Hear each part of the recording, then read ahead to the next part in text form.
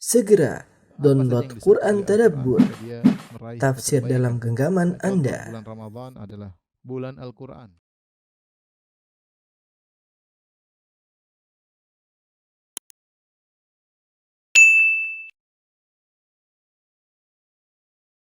Bismillahirrahmanirrahim. Assalamualaikum warahmatullahi wabarakatuh. Alhamdulillahi ala ihsanih wa syukru lahu ala taufiqihi wa amdinanih. Asyhadu an la ilaha illallah wahdahu la syarika lahu ta'ziman li sya'nih. Wa asyhadu anna Muhammadan abduhu wa rasuluh da'ila ridwani. Allahumma salli alaihi wa ala alihi wa ashabihi wa ikhwani. Ibu-ibu dan bapak yang dirahmati oleh Allah Subhanahu wa taala, kita melanjutkan bahasan kita dari tafsir surat Al-Baqarah dan masih pembahasan seputar wanita-wanita yang dicerai. Kita sampai pada ayat 236.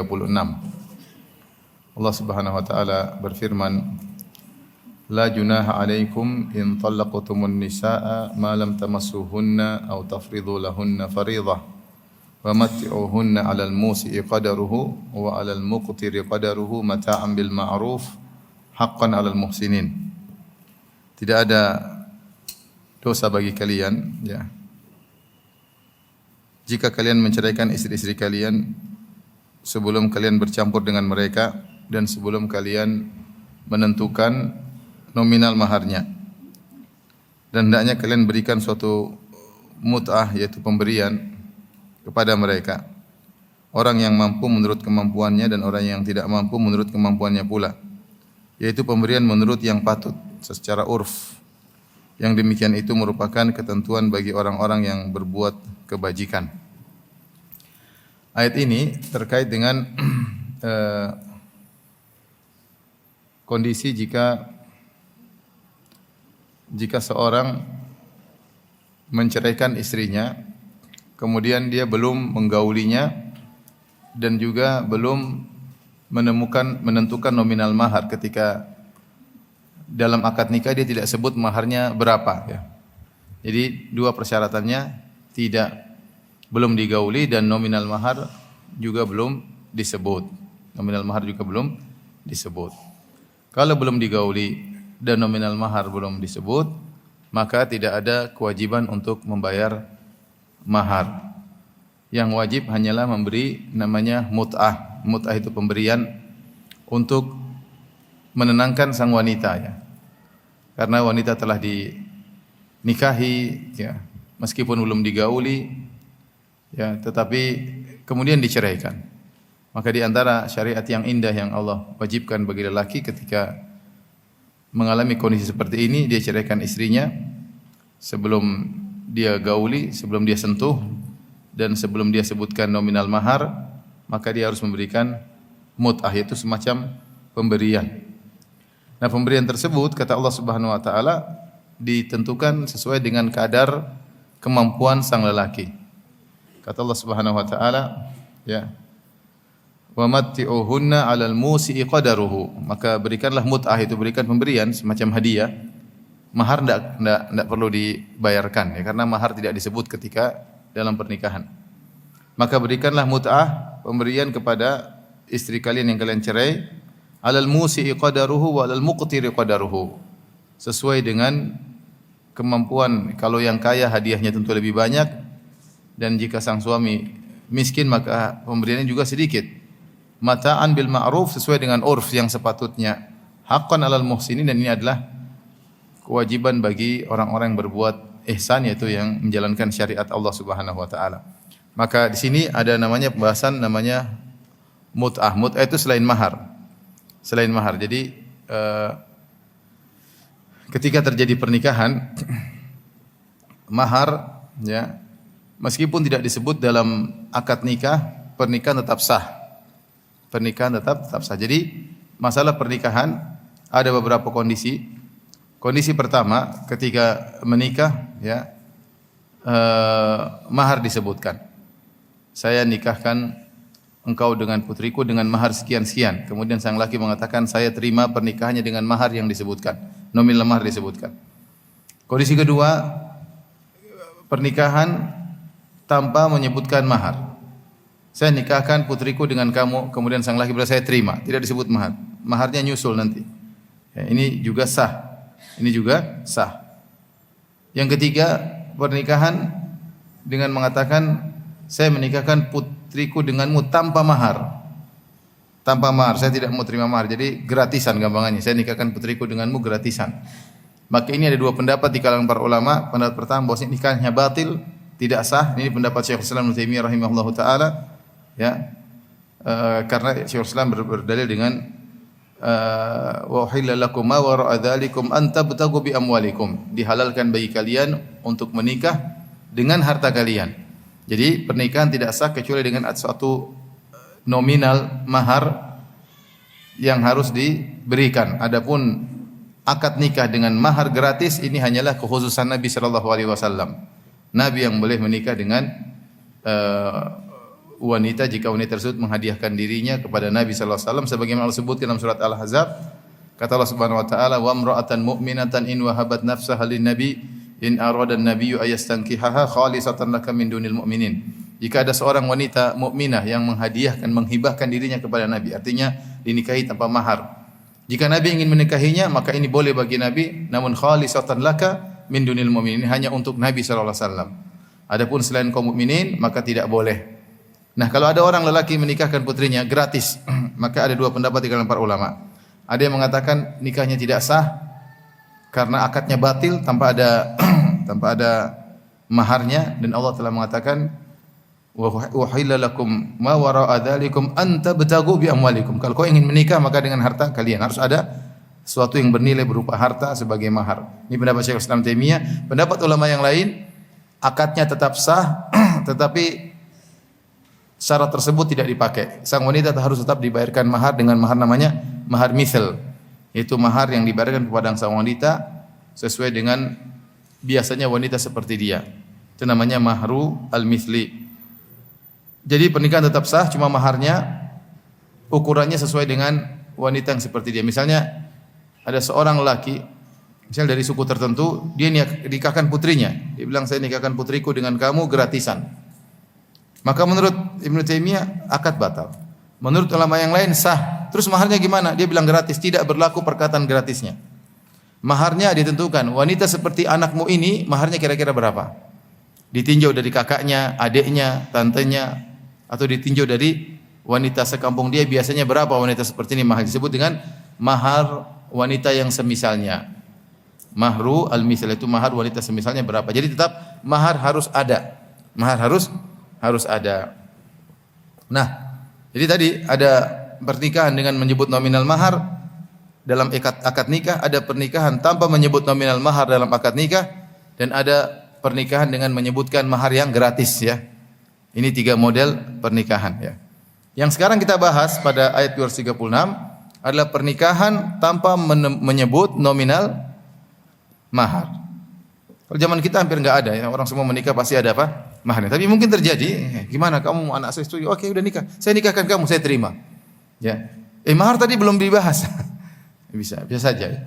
Nah, ini contoh seorang menikah dengan wanita tidak disebut mahar, berapa nominalnya, kemudian dia juga belum menggaulinya, kemudian tiba-tiba dia ceraikan. Dalam kondisi seperti ini, maka tidak wajib dia bayar mahar karena mahar memang belum disebutkan. Terus apa yang dia bayarkan adalah mut'ah. Mut'ah yaitu pemberian. Pemberiannya sesuai dengan urf masyarakat. Tujuannya untuk menenangkan hati sang wanita. Dia telah dicerai, dinikah kemudian dicerai, maka diberikan pemberian hadiah ya, yang sewajarnya, yang menyenangkan dia. Berapa nominal pemberian hadiah tersebut kembali kepada kondisi sang lelaki. Jika sang lelaki orang kaya, maka dia berikan yang sepatutnya seberapa. Jika dia orang miskin, dia juga memberikan sepatutnya berapa. Kalau terjadi perselisihan berapa-berapanya kembali kepada hakim yang menentukan. Ini wajarnya sekian, ini wajarnya sekian. Tapi harus ada pemberian yang diberikan kepada sang wanita untuk menenangkan hatinya yang disebut dengan mut'ah. Disebut apa? Mut'ah. Bukan nikah mut'ah ya, bukan ya. Ini mut'ah, hadiah yang diberikan kepada sang wanita. Disebut Allah mengatakan haqqal 'alal muhsinin, berarti hukumnya wajib. haqqan karena Allah mengatakan haqqan berarti wajib.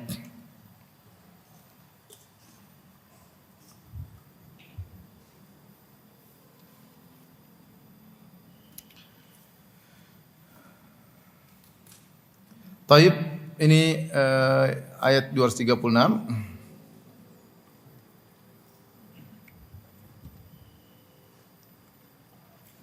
Jadi firman Allah Subhanahu wa taala, perhatikan, la junaha alaikum in talaqtumun nisaa ma lam tamassuhunna. Tidak mengapa bagi kalian, tidak dosa bagi kalian jika kalian mencerai wanita sebelum kalian menyentuhnya. Al-mas menyentuh di sini maksudnya menjimanya. Ya. Kalau sudah jima, mahar harus dibayar. Ya. Mahar harus dibayar. Para ulama khilaf tentang jika wanita tersebut belum dijima tapi sudah sempat berduaan di kamar. Jadi pas akad nikah mereka berdua di kamar, kemudian sang laki sudah buka kerudungnya, mungkin sudah dicium, sudah dipegang tapi belum dijimai. Bagaimana hukumnya? Menurut para sahabat, fatwa para sahabat, wanita yang dalam kondisi sudah di kamar dan mungkin untuk digauli oleh sang lelaki, meskipun sang lelaki belum menggaulinya tetap dianggap sudah menyentuhnya, dianggap sama dengan sudah digauli. Ya. Adapun ayat yang kita bahas ini belum digauli dan belum mendapatkan posisi yang memungkinkan dia untuk menggauli, kemudian dia ceraikan, maka ini tidak ada mahar tetapi harus bayar mut'ah. Paham Bapak-bapak? Ini ilmu ya. Mungkin tidak terjadi di zaman kita ya. Tapi pernah terjadi di zaman dahulu. Kalau di zaman kita kemungkinannya kecil karena kita begitu akad nikah langsung malam pertama ya. Akad nikah malam pertama terkadang bukan malam pertama, langsung siang pertama ya. Kalau nikahnya pagi. Kalau di Arab sana ada kemungkinan mereka nikah, setelah nikah ada jeda untuk kumpul bareng. Ketika dalam masa jeda tersebut 2 bulan, 3 bulan, 5 bulan, 6 bulan bisa terjadi apa yang terjadi? Bisa terjadi perceraian sebelum apa? Sebelum pernikahan.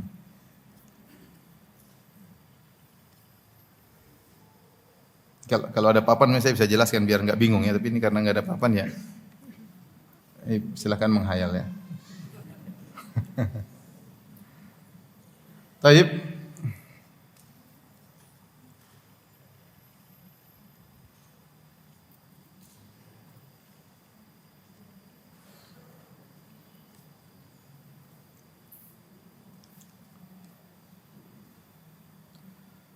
Ayat berikutnya ayat 237.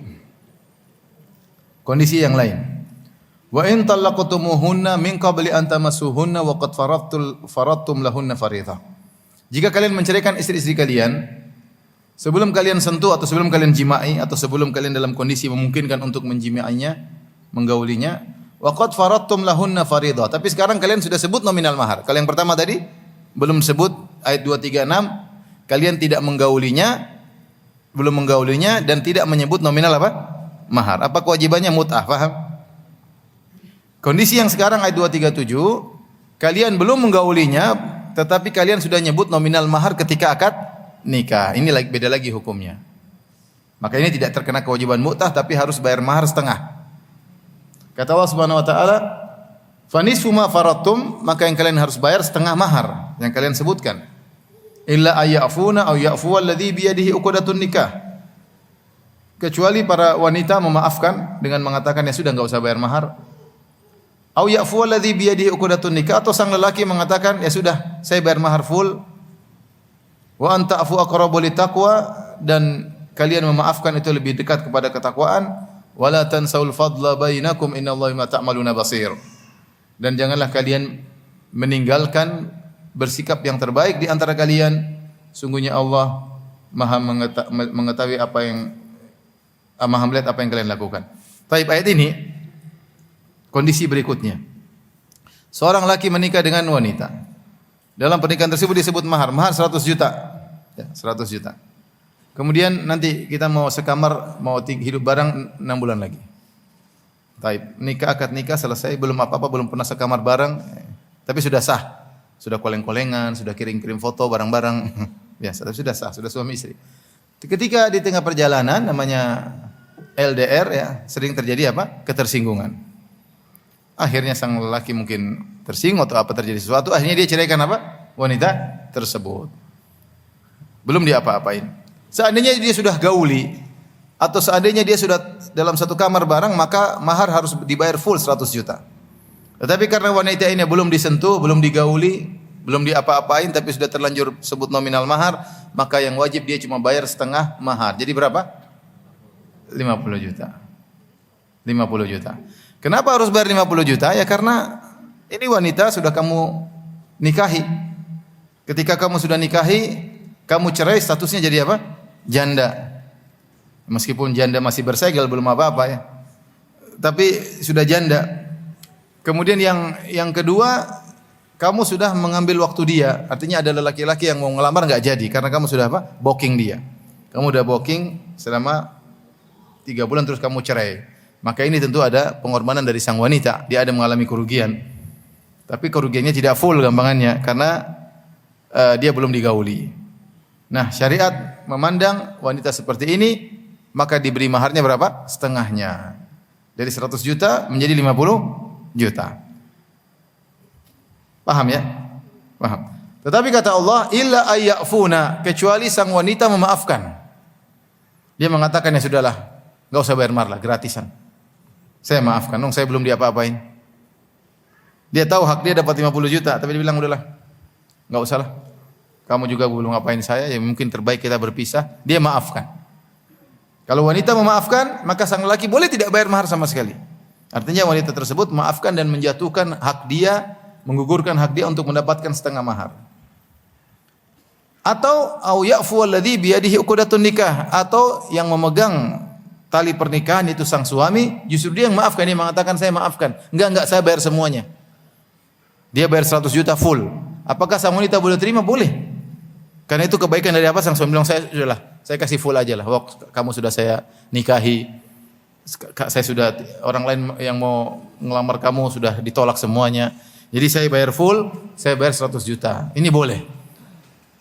Apakah wanita memaafkan dengan menggugurkan mahar sehingga tidak dibayar sama sekali, atau sebaliknya sang laki yang memaafkan sehingga dia bayar 100%? Allah mengatakan di akhir, wa anta'fu aqrabu littaqwa. Siapa yang memaafkan itu lebih baik kepada ketakwaan. Jadi Allah memacu keduanya, siapa yang lebih dahulu nih? Apakah sang wanita yang menggugurkan maharnya atau sang laki yang bayar secara full? Kemudian Allah berfirman, wala tansawul fadla bainakum. Dan janganlah kalian meninggalkan. Nisyan sini maknanya meninggalkan. Karena nisyan, nasa, yansa bisa maknanya lupa, bisa maknanya meninggalkan. Wala tansawul fadla bainakum, ya. Janganlah kalian meninggalkan bersikap al-fadl. Ini sudah sering saya jelaskan bahwasanya bermuamalah dengan orang lain ada 3 tingkatan. Tingkatan pertama al-muamalatu bil fadl, yaitu kita berbuat kepada orang lain dengan yang terbaik. Meskipun tidak ada kebaikan yang belum yang pernah dilakukan atau pada kita, atau dia pernah berbuat baik kepada kita tapi kita melakukan lebih baik daripada apa yang dia lakukan. Namanya al-muamalatul bil fadl, bermuamalah dengan orang lain dengan lebih yang lebih baik. Yang kedua al-muamalatu bil adl, bermuamalah dengan orang lain dengan adil. Dia begini, saya begini. Dia begitu, saya begitu. Saya adil dalam bermuamalah dengan dia. Yang ketiga al-muamalatu bidzulm, kita menzalimi dia. Kita menzalimi dia. Tentunya yang ketiga tidak boleh, kita enggak boleh menzalimi apa? Orang lain. Minimal kita berbuat adil. Ya, berbuat adil. Kalau dia baik, dia waktu ngundang saya ke rumahnya, dia cuma kasih makan saya tempe goreng. Waktu dia ke rumah saya juga saya kasih tempe goreng, ya.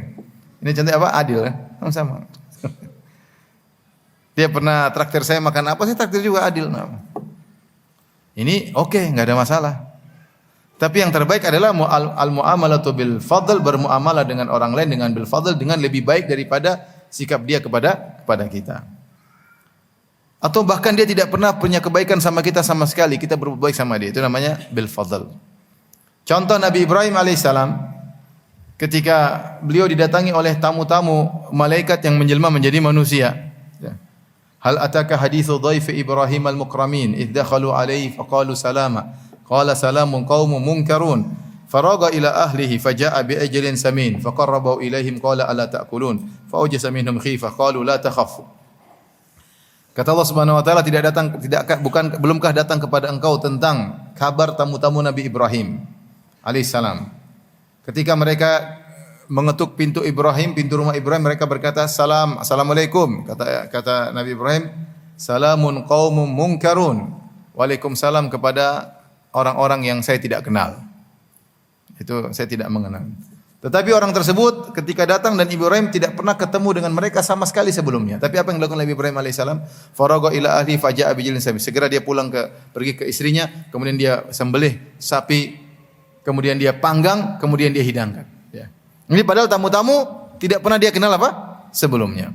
Dan dia benar-benar memuliakan tamu tersebut dengan menyembelih sapi, kemudian dipanggang. Dan ini butuh proses, nyembelih, nguliti, kemudian dia panggang, kemudian dia hidangkan kepada para tamu-tamu tersebut. Artinya Ibrahim alaihissalam merepotkan dirinya. Padahal dia tidak pernah kenal dengan orang tersebut dan orang tersebut tidak pernah punya jasa sama dia. Ini namanya al-mu'amalatul bil fadl. Dia tidak pulang ceplok telur, enggak, atau nyembelih ayam, tapi dia malah sapi dia sembelih, dan itu butuh pekerjaan, butuh waktu. Kemudian dihidangkan kepada para tamu-tamu tersebut. Ternyata faqarrabahu ilaihim, ketika dia dekatkan makanan kepada mereka, ternyata tamu-tamu tersebut tidak menyentuh sama sekali. Maka Ibrahim pun takut, ini kenapa sudah dihidangkan makan kok tidak disentuh? Ternyata mereka malaikat, karena malaikat tidak makan dan tidak minum. Tapi yang mau kita sampaikan bahwasanya lihatlah bagaimana Ibrahim alaihissalam bersikap kepada mereka dengan bil fadl, dengan bermuamalah yang terbaik, padahal orang-orang ini tidak punya jasa sama mereka. Ini yang kalau bisa kita lakukan kepada orang lain itu yang terbaik. Ya, itu yang terbaik ya. Seperti bermuamalah sama orang lain, intinya kita berusaha melakukan yang terbaik. Nah, makanya Allah mengatakan wala tansaul fadla bainakum, jangan kalian tinggalkan bermuamalah yang terbaik. Artinya apa? Kalau kalian wanita diceraikan belum diapa-apain, ya sudah, muamalah yang terbaik dengan mantan suami. Ya udah, enggak usah ambil mahar, belum diapa-apain. Atau sebaliknya, sang lelaki bermuamalah dengan yang terbaik meskipun wanita ini belum pernah dia rasakan, belum pernah dia nikmati wanita tersebut, tapi dia bermuamalah yang terbaik dengan dia bayar mahar secara full. Jadi Allah menyatakan muamalahnya sang wanita yang menggugurkan maharnya itu muamalah dengan yang terbaik, bil fadl. Dan sikap lelaki yang membayarkan mahar secara total full juga adalah sikap yang terbaik. Allah anjurkan, dan ini lebih dekat kepada ketakwaan. Kemudian kata Allah, Inna Allah bima ta'maluna basir. Allah Maha melihat apa yang kalian lakukan. Sikap sang wanita, sikap sang suami. Sebenarnya ayat ini terkait dengan hubungan rumah tangga, perceraian suami istri, yang mereka belum pernah tinggal serumah. Mereka belum pernah bercinta, mereka belum pernah bergaul, bersenggama, belum pernah. Tetapi ternyata Allah sudah memotivasi untuk bersikap salah satu kepada pasangannya atau mantan pasangannya yang belum pernah diapa-apain dengan sikap yang terbaik. Apatah lagi kita yang sudah lama menikah ya. Yang belum pernah berumah tangga, belum pernah serumah saja, sudah suami istri tapi belum pernah serumah, Allah memotivasi agar masing-masing melakukan yang terbaik kepada pasangannya. Apalagi yang sudah nikah sama kita. Apalagi yang sudah nikah 10 tahun, apalagi yang sudah 20 tahun, apalagi yang sudah hampir mati. Udah 50 tahun menikah. Maka berusahalah kita bersikap kepada pasangan kita dengan yang terbaik. Artinya kita tidak menunggu. Bukan berarti dia baik baru saya baik, dia buruk saya buruk. Enggak, kita melakukan yang terbaik bagi pasangan kita. Ketika kita melakukan yang terbaik bagi pasangan kita, Allah mengatakan innallaha bima ta'maluna basir. Allah Maha melihat apa yang kalian lakukan. Enggak ada yang lihat, ini butuh keikhlasan. Kita kalau baik sama istri kita, apa teman-teman kita lihat kan enggak lihat kan? Kalau kita maafkan istri kita lembut sama istri kita belikan hadiah, kan teman-teman kita enggak tahu, tapi yang lihat siapa? Allah Subhanahu wa taala. Justru hubungan suami istri ini keikhlasannya tinggi, tingkat keikhlasannya apa? Tinggi. Karena orang enggak tahu. Kecuali kita ngomong-ngomong, saya kemarin belikan istri saya ini, itu kita ngomong-ngomong namanya. Kita riak. Kalau kita enggak ngomong, enggak ada yang tahu kecuali siapa? Allah. Sama istri pun demikian, berusaha melakukan yang terbaik bagi suami. Meskipun suami mungkin sikapnya agak acuh tak acuh, tapi dia mencari pahala di sisi Allah Subhanahu wa taala. Dia dengan baik, dia servis dengan baik, ya. Dia masakan makanan yang terbaik, ya. Mungkin kalau suami menjengkelkan dia kasih sambalnya pedas banget enggak? Keasinan makanannya menjengkelkan. Enggak, karena dia tahu Allah Maha melihat apa yang dia lakukan. Sementara Allah sebutkan dalam ayat 237 ini pasangan suami istri yang belum pernah serumah, itu saja Allah suruh melakukan yang terbaik di antara keduanya, apalagi yang kita sudah lama berumah tangga. Karena kita bermuamalah dengan istri itu karena Allah Subhanahu wa taala. Kita tahu Allah Maha melihat apa yang kita lakukan. Dan itu sarana kita beramal soleh terhadap pasangan-pasangan kita. Baik suami terhadap istri maupun istri terhadap suami. Oleh karenanya jangan lupa firman Allah, wala tansawul fadla bainakum. Janganlah kalian tinggalkan muamalah yang terbaik di antara kalian, wahai suami istri. Wahai suami istri. Bahkan yang sudah bercerai pun berusaha melakukan yang terbaik kepada mantannya. Ada mantannya. Semua taujihat, bimbingan-bimbingan yang sangat mulia dari Rabbul Alamin. Cuma banyak orang tidak mau melaksanakannya.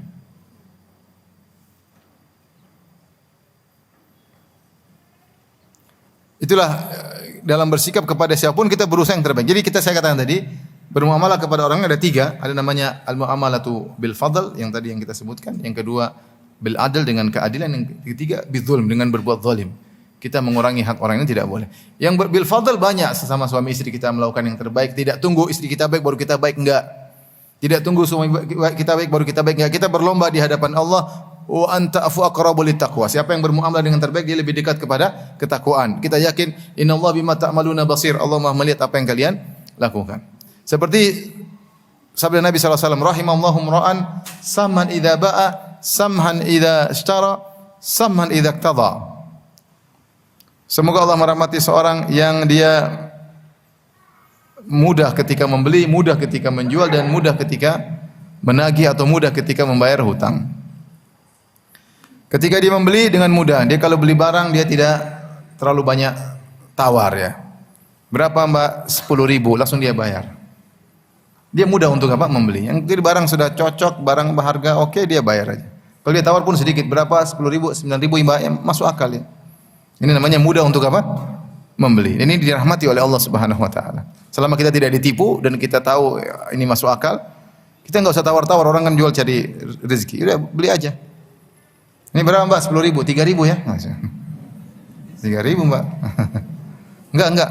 Tapi enggak, duduk situ aja enggak mau pergi-pergi. Jangan seperti itu ya. Ada teman yang seperti itu, kalau yang tawar saya yang tawar, kamu minggir, saya yang tawar. Wah, itu. Dia sudah siap senjata untuk menawar dari 10.000 jadi 2.500. Jangan, sesama udahlah, kita kasih untung dia enggak ada masalah. Ada orang jualan es, musim hujan, berapa 10.000, muntah-muntah musim hujan kita bilang 2.000 ya, karena enggak laku. Kalau bukannya kita kasihan malah kita tawar sehabis-habisnya. Udah beli aja. Enggak usah ditawar-tawar. Samhan idza ba'a, dan mudah juga untuk ketika menjual. Orang jual barang, kita jual misalnya 100.000, ada yang tawar 70.000, kita lihat masih dapat untung, sudah lepas aja. Nah, enggak, 1 rupiah pun saya enggak turunkan. 99.990 pun saya tidak jual. 100.000. Wah, ada orang jual seperti itu, enggak ada turun. Pas, harga mati. Pas. Enggak bisa turun. Ya kalau kita merasa masih ada untung, lepasin aja, enggak ada masalah. Nanti ada rezeki yang lain. Ada rezeki yang lain. Nanti beli barang lagi, jual lagi insyaallah. Kita niatkan Allah Maha melihat apa yang kita lakukan. Kita jual, dia beli, harga cocok, dia senang, kita menyenangkan orang, dapat pahala. Samhan idza qada atau samhan idza qada, ya demikian juga ketika menagih juga ringan. Kalau orang enggak mampu ya sudahlah, nantilah. Demi kalau kita bayar utang, kalau kita mampu kita bayar, kita beri tambahan. Nah, apa kalau kan kita bayar hutang, kita pinjam uang 1 juta, kita bayar 1 juta harus boleh, tapi tidak boleh ada kesepakatan dan kita melunasinya memberi tambahan tersebut di penghujung. Di penghujung. Kalau di tengah-tengah enggak boleh. Tengah-tengah enggak boleh. Saya si A utang sama si B. Utang 1 juta. Janji 1 bulan. Di tengah bulan belum jatuh tempo, jatuh 1 bulan, tengah bulan dia belikan kue, hadiah bagi itu enggak boleh. Ini kue riba. Kue apa? Kue riba. Tapi kalau kue riba tersebut dibayar terakhir pas pelunasan enggak ada masalah. Selama tidak ada kesepakatan sebelumnya. Tambahan itu diletakkan di tengah-tengah tidak boleh. Kalau terakhir boleh. Taib. Ini ayat 237. Kita lanjutkan.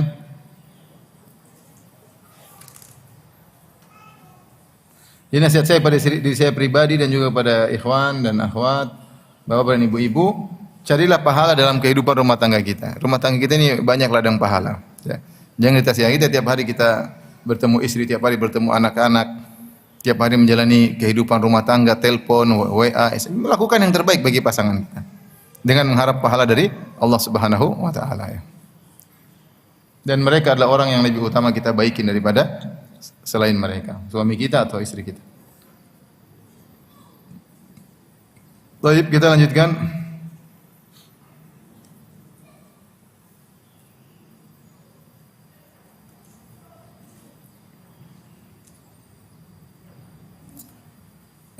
Firman Allah Subhanahu wa taala 238 239. Ini dua ayat terakhir yang kita bahas pada hari ini. Hafidhu 'alas salawati was salatil wusta wa qumu lillahi qanitin.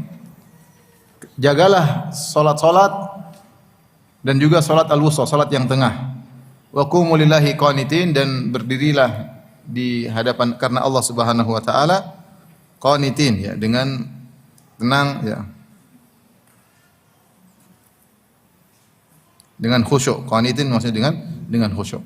Fa in khiftum farijalan aw rukbana. Jika kalian takut bahaya, maka farijalan aw rukbana, maka salatlah dalam kondisi berjalan atau salatlah dalam kondisi naik kendaraan.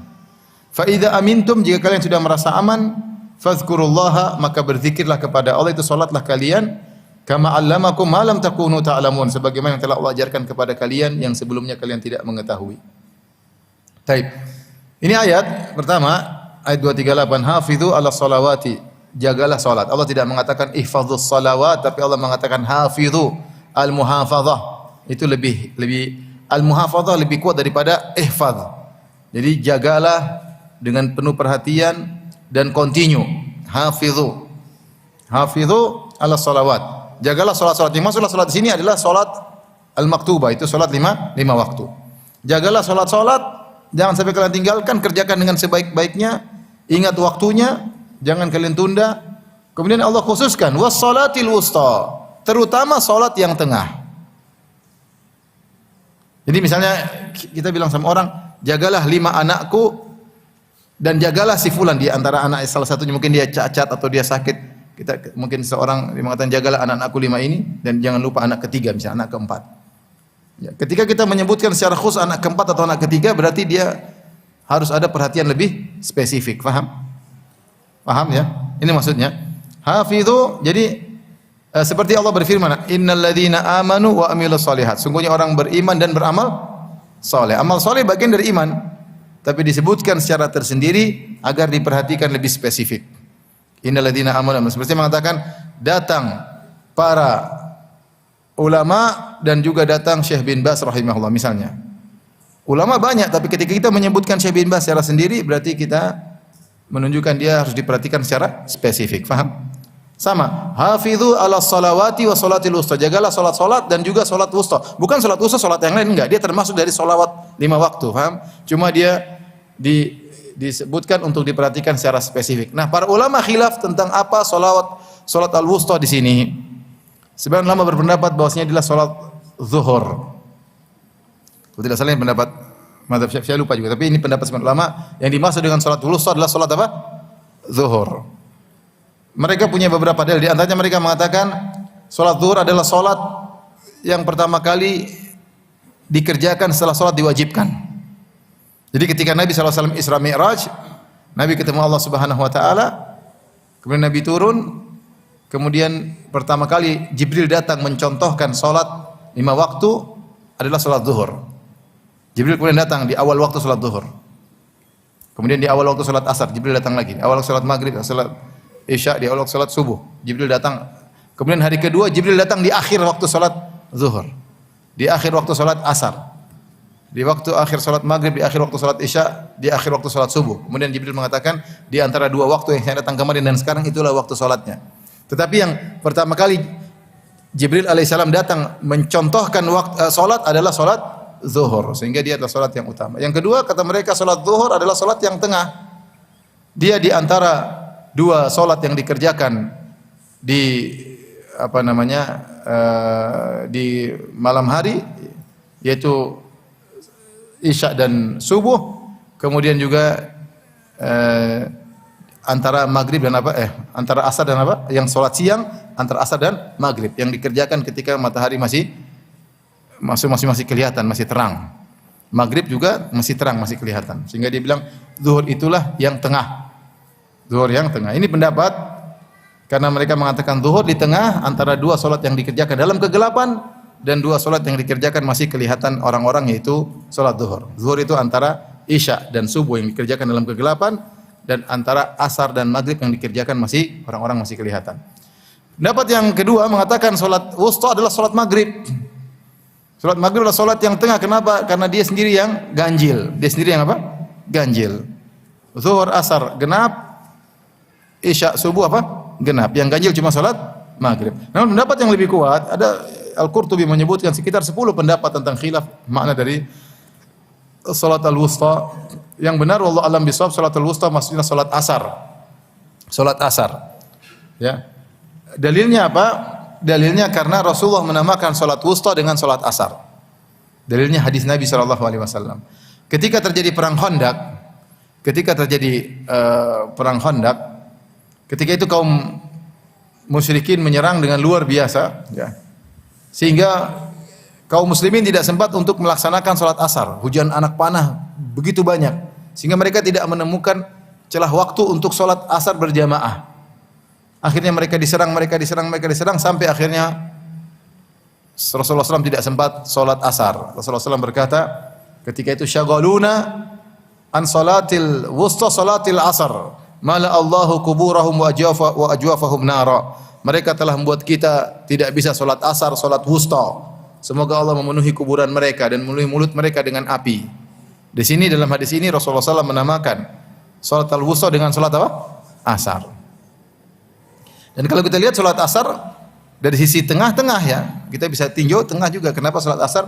Salat asar adalah salat di antara dua salat yang dikerjakan setelah terbit fajar, dan dua salat yang dikerjakan setelah terbenam matahari.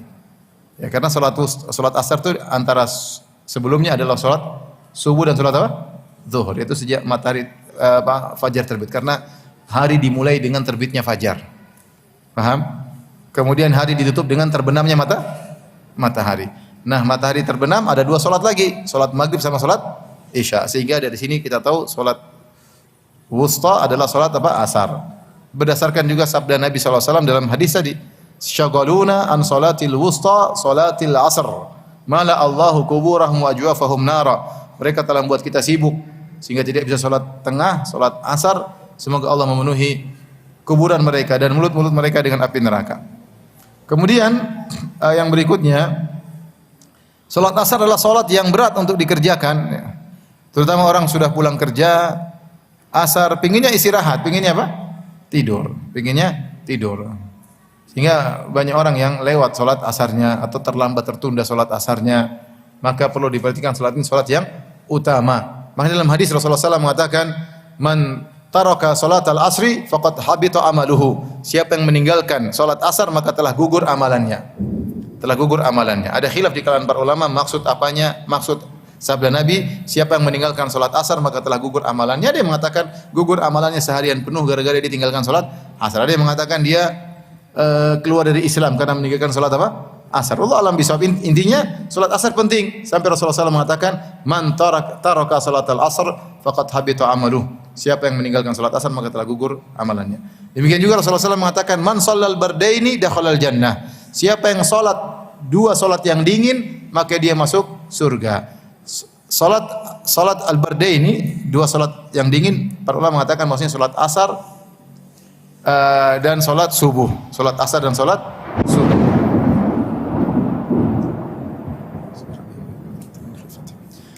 Kenapa salat asar? Kan salat asar mulai dingin, matahari mulai menuju ke arah dinginnya. Kadang-kadang orang lalai, mungkin tidur siang atau tidur, sehingga bablas asarnya.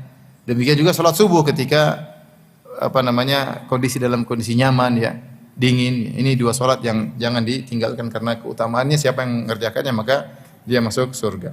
Baik, kata Allah Subhanahu wa taala, wa qumu lillahi qanitin. Maka saya ingatkan kepada diri saya pribadi, pada ikhwan dan akhwat, jangan lupa salat asar kerjakan di awal waktu. Kadang kita lalai naik kendaraan nanti aja, nanti kita kerjakan akhirnya menjelang maghrib.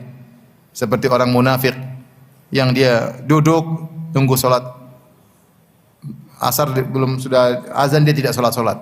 Sampai ketika matahari mau tenggelam baru kemudian dia berdiri salat apa? Asar. Seperti dia karena kerul gurab seperti apa namanya? Burung gagak yang mematuk cepat ya. Tiba-tiba semangat mendadak ya, ketika matahari sudah mau terbenam. Kemudian bangkit langsung salat asar dengan cepat. Ini salat orang munafik. Tidak dikerjakan salat asar pada waktunya, dia tunggu-tunggu sampai menjelang terbenam matahari. Itu tilka salatul munafik. Kata Nabi sallallahu alaihi wasallam, itulah salatnya orang munafik. Dia nunggu sampai mau menjelang terbenam matahari. Ketika matahari sudah mau tenggelam, segera dia berdiri, kemudian dia salat seperti gagak yang mematuk-matuk cepat. Maka jangan sampai demikian. Kapan kita ada waktu salat asar, kita segera kerjakan di awal waktu. Jangan ditunda-tunda. Kecuali darurat lagi, kejebak macet, kayak apa, kayak lain cerita. Tapi kalau kita di rumah, terutama ibu-ibu, segera. Jangan tunda-tunda. Jangan tunda-tunda. Kemudian kata Allah, wa qumu lillahi qanitin. Tegaklah kepada Allah dengan khusyuk.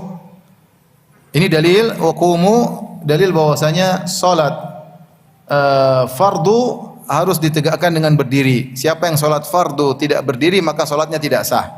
Karena di antara rukun salat adalah berdiri. Kecuali salat sunnah. Salat sunnah berdiri hukumnya sunnah, tidak wajib. Seorang yang salat sunnah duduk boleh, salat malam duduk boleh, salat rawatib duduk boleh. Tidak wajib bagi dia untuk berdiri. Ya. Tapi kalau dia sholat dalam kondisi duduk maka pahalanya setengah. Pahalanya setengah kecuali kalau dia dalam kondisi beruzur, misalnya sakit. Kalau dia tidak sakit, masih kuat, sehat, pengin sholat malam duduk, boleh enggak? Boleh. Tidak jadi masalah. Boleh. Tetapi pahalanya apa? Setengah. Adapun sholat fardu tidak boleh seorang mengerjakan sholat fardu dengan dalam kondisi duduk. Dia harus berdiri. Kecuali sakit, kecuali ada uzur. Rasulullah SAW bersabda, "Shalli qa'iman." Sholat dalam kondisi berdiri. Fa illam tastati' faqaidan, kalau kau tidak mau berdiri maka duduklah. Fa illam tastati' fa ala jam, kalau kau tidak mampu maka berbaringlah di atas lambungmu kemudian salat, enggak ada masalah. Tapi kalau mampu untuk berdiri maka tidak sah salat fardu kecuali dalam kondisi apa? Berdiri, tidak boleh. Wa qumu, berdirilah ketika salat karena Allah Subhanahu wa taala. Ini isyarat bahwasanya kalau salat harus ikhlas lillah. Kamu salat karena Allah. Bukan untuk pamer, untuk diakui, enggak, tapi karena Allah. Qanitin dalam kondisi khusyuk. Ayat ini turun dahulu ketika para sahabat salat masih dibolehkan ngobrol di antara mereka. Jadi salat dari mana aja. Apalagi imamnya kan enggak pakai mic kan. Udah ngomong di belakang ngomong. Sudah mau rukuk. Zaman dulu para sahabat masih boleh bicara. Sehingga akhirnya turunlah ayat ini. Sejak turun ayat ini tidak boleh lagi bicara. Siapa yang berbicara maka salatnya batal. Maka siapa yang berbicara salatnya batal. Oleh karenanya kalau dalam salat ada yang bersin, misalnya Allah Shim, dia bilang alhamdulillah. Dia boleh bilang alhamdulillah karena dia sedang memuji Allah Subhanahu wa taala. Tapi yang dengar tidak boleh bilang yarhamukallah. Kenapa? Karena dia bilang yarhamukallah artinya semoga Allah merahmatimu, berarti dia bicara dengan yang bersin, maka salatnya batal. Seperti kisah Muawiyah bin al-Hakam As-Sulami, ketika dia salat, kemudian ada sahabat yang bersin, kemudian bilang alhamdulillah. Kemudian dia jawab, yarhamukallah. Maka semua sahabat ngelihat dia. Dia bilang, apa ngapain lihat-lihat? Dia ngomong lagi. Akhirnya mereka enggak bisa jawab karena batal, kalau dia enggak tahu hukumnya kalau bicara itu batal. Akhirnya sahabat akhirnya mukul-mukul paha mereka supaya dia apa? Diam ya. Ini enggak tahu ya. Ya.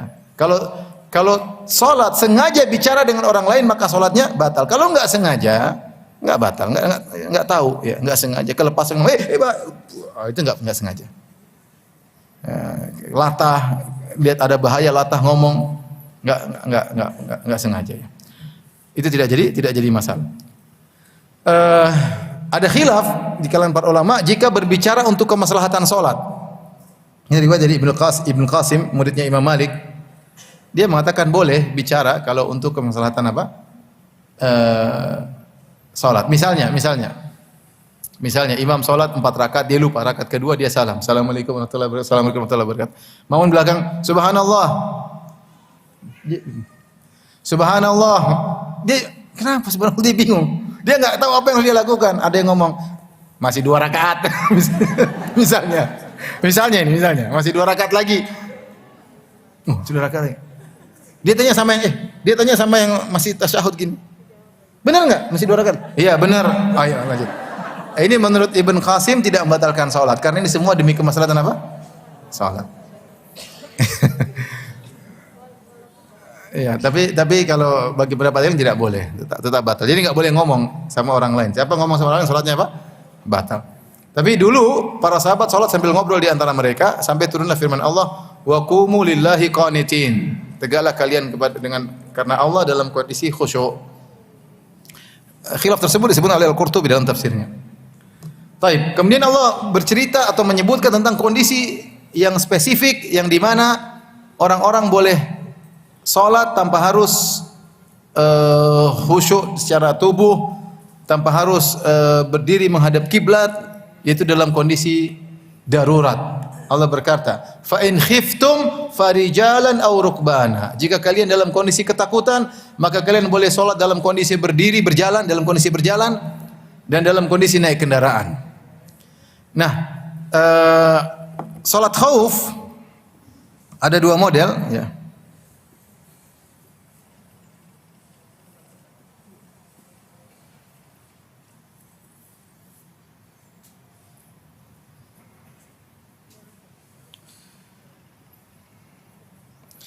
Salat khauf ada 2 model. Model pertama yang Allah sebutkan dalam surat An-Nisa ayat 102, yaitu dalam kondisi lagi tidak diserang. Pasukan lagi perang tapi dalam kondisi tidak diserang, mereka salat khauf yang dibuat dua baris, yang satu ruku, sujud, yang satu tetap berdiri baris belakang. Nanti pindah yang depan maju, yang intinya ini ada 8 model. Cara ini ada 8 model. Ini dalam kondisi lagi tidak diserang. Ini nama salat khauf. Yang diriwayatkan ada 8 model cara salat khauf. Terserah kita pilih yang mana boleh. Saya sebutin dalam bekal salat. Intinya ketika tidak diserang maka imam membuat 2 baris. Ya, sambil salat sambil pegang apa? Senjata. Ketika di depan nanti sujud, di belakang tidak sujud, berdiri sambil mengawasi. Nanti gantian, kalau yang depan berdiri baru yang di belakang apa? Sujud. Ini salat khauf ketika tidak diserang. Salatnya seperti tadi ada 8 metode. Salat khauf model kedua ketika dalam kondisi darurat. Ketika lagi salat tiba-tiba diserang, bagaimana cara salatnya? Sambil berperang. Sambil berjalan, sambil berlari, sambil naik kuda, ini boleh.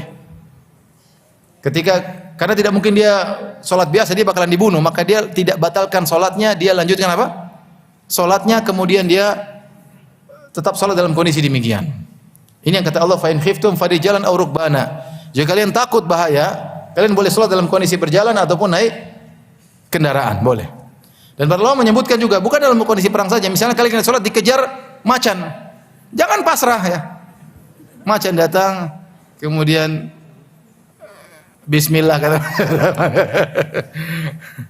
Dia siap dimakan sama macan, enggak kabur. Tapi salat jangan batal, kabur aja enggak ada masalah. Kabur kemana? Enggak mesti ke arah kiblat, ke arah pohon, kemana. Salat terus lanjut.